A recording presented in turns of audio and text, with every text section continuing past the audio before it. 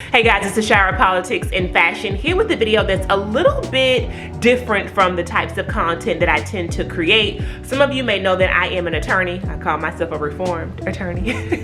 I no longer practice in a traditional sense, but I am a racial equity trainer. So in this time period of the movement for Black lives that has really catapulted back into the front and center of American, really all around the world, discussion and politics, I wanted to contribute some of that analysis to my channel and to my followers as well, because I do recognize that there may not always be a voice that you can trust, that you hear from on matters that relate to race.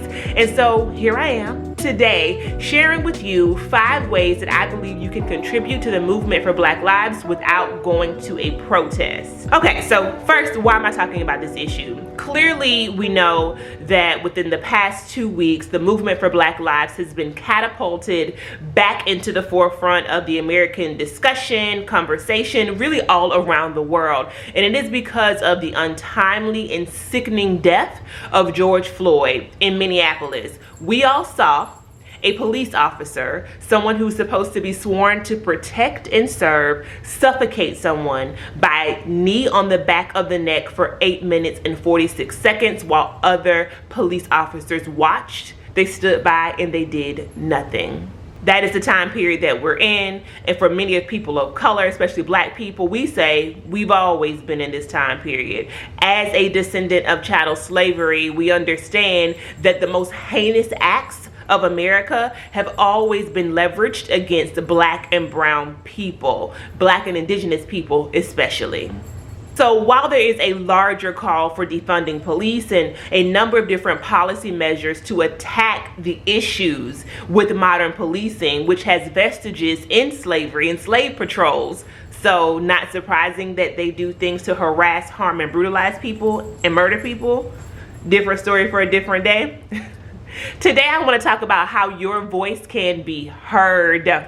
And for those who don't know, I'm sharing this information because of my personal background. So I am an attorney. I graduated in 2010 with a law degree from Georgetown University. And I worked for many, many years in public policy, specifically around racial inequities in the child welfare system. So the idea of racism, race in American law is something that I have studied very closely and actively worked against, both professionally and personally as a community organizer. So the 5 tips that I'm going to share with you guys today come from both lenses, and it really is a way that we can activate our whole selves and contribution to a larger movement. So let's get started. Before I get started though, let me say that voting and signing petitions are not going to be on this list. I think since early childhood, Americans have been indoctrinated by this kind of civic responsibility behind those 2 things, and for me, they're just the lowest hanging fruit in this conversation. So I want to encourage us to go a bit deeper with these 5 things on my list today.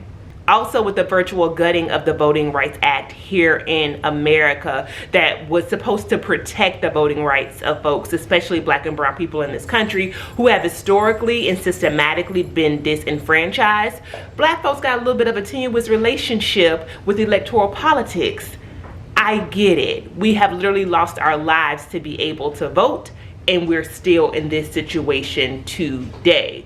So again, this is about going a bit deeper. The first thing you can do to join the Black Lives Matter movement without going to a protest is to become an active bystander. Now, I know active and bystander may seem like a bit of an oxymoron, but I actually get this concept from a really cool place called the Kirwan Institute at Ohio State University. They are the people who study implicit bias and its effects on our brain. And one of the ways that they recommend mitigating implicit bias, especially mitigating implicit racial bias, is by becoming an active bystander. That means when someone who is near you, in your vicinity, someone who you know, if you see it online, is being victimized because of their race, stepping up and saying something about it. Silence is assent, and not saying anything is actually a very privileged position. And when it comes down to supporting white supremacy, people who are the quietest are the ones who are part of the problem. So in becoming an active bystander, you say, This is not going to go down on my watch. And as a matter of fact, I'm going to leverage my privilege in order to hold space for someone else. So examples of an active bystander look like, if you know that your coworker is not getting a promotion because of the color of their skin, stepping up and saying something about it. If their job performance is great and the only thing holding them back is probably their race, stepping up and saying something about it. If you walk into your child's school and you recognize that there is a very small percentage of people of color who are teachers, saying something about it, joining the school board, and demanding more. There's no reason in 2020 why you should be going to the doctor's office, the dentist's office, the lawyer's office, etc., and everybody in these institutions is white. There's no reason for it. To go beyond that, there's no reason why queer people of color should not be prominent and on front center of your organization where you work. Until your voice is heard, these things will not change. It's about every aspect of our lives, 360 degrees, every single day of the year, not just during a protest moment. Us demanding that people who have been historically oppressed in our society are present and included in the conversation and the opportunity. That is what it means to be an active bystander. Number 2 is to use your gifts.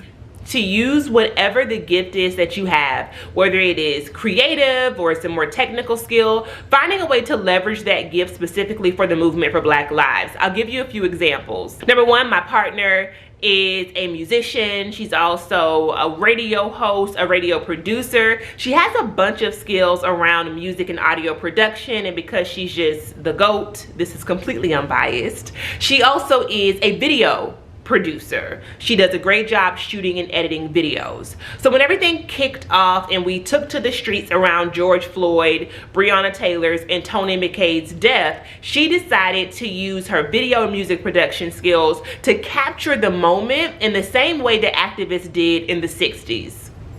This has been a great organizing tool because it reminds people, number 1, what we're fighting for, but it also kind of works to galvanize people, to get them pumped and excited to go out to the streets and protest. They want to be a part of what they're seeing visually on social media and across the internet. Now, of course, she's not gotten paid for this. It's not about her receiving any specific compensation. It's about the contribution that she decided to make because of her skills and her gifts to the movement.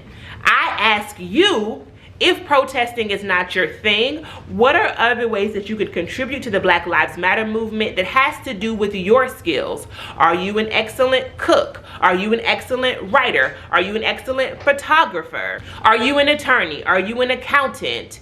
Any number of things that you do and you do well, I promise you, can be leveraged for the movement, whether it is artistic and creative or in some other important skill that we need on a daily basis. Use those things for the movement. The next thing is to give Black. To give your dollars to organizations local and nationally that are fighting for Black lives, especially as it relates to this movement building time of reforming and defunding the police. So any organization that is connected to the criminal legal system or transforming that system, I would highly recommend. Obviously, the larger Black Lives Matter organization is one. Also the ACLU, the Southern Poverty Law Center, and a few others, which I will link down below.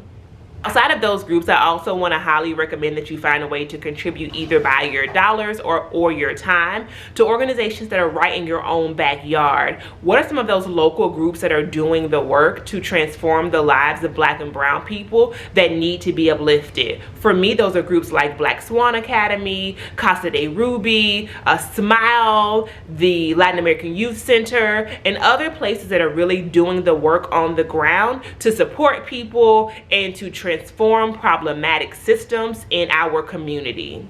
Next is to educate yourself and others, and the educating others is part of that whole active bystander movement. But before you jump out here and you try to police someone else, it's important to know the issues yourself, of course. So that may mean downloading alternative news sources. My favorite place to get my news outside of CNN is going to be Democracy Now! It is an excellent place of progressive news. I have learned about so many things that happen around the world from Amy Goodman. I just highly recommend Democracy Now! Is a great place to get your news from. Another source of news that I have been loving lately is a podcast called Intersectionality Matters by Kimberly Crenshaw. Kimberly Crenshaw is a law professor.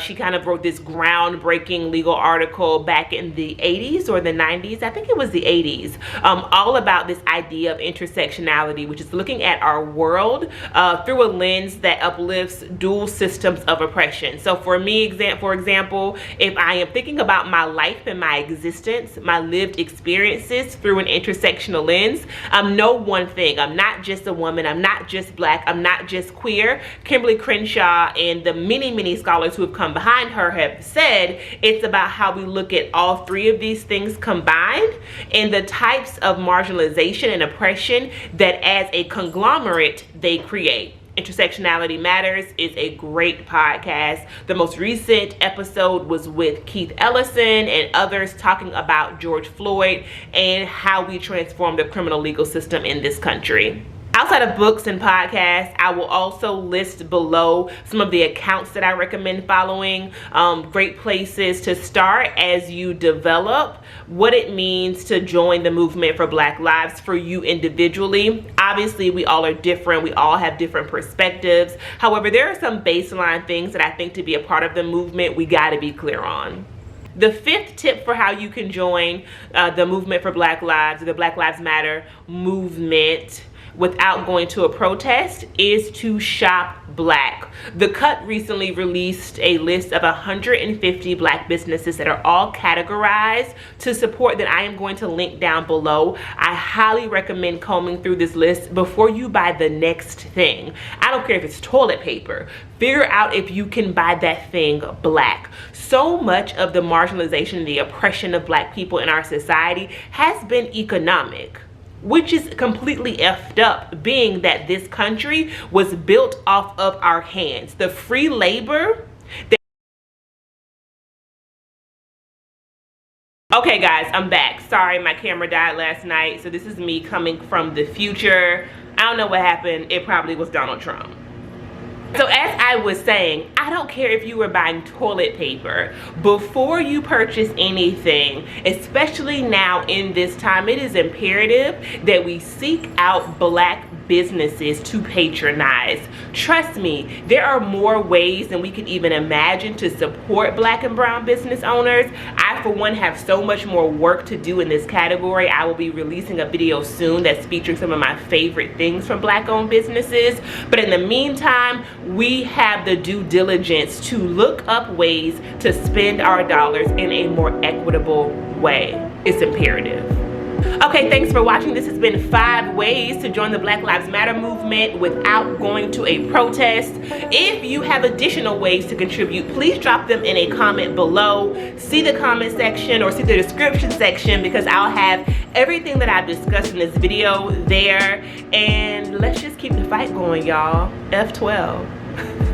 In the meantime, thanks for watching. Don't forget to like this video and subscribe to my channel for more style and self-care inspiration with a twist of social justice. That is something that I want to bring more to this channel. Again, as a former attorney, especially in this time, I think that it is imperative.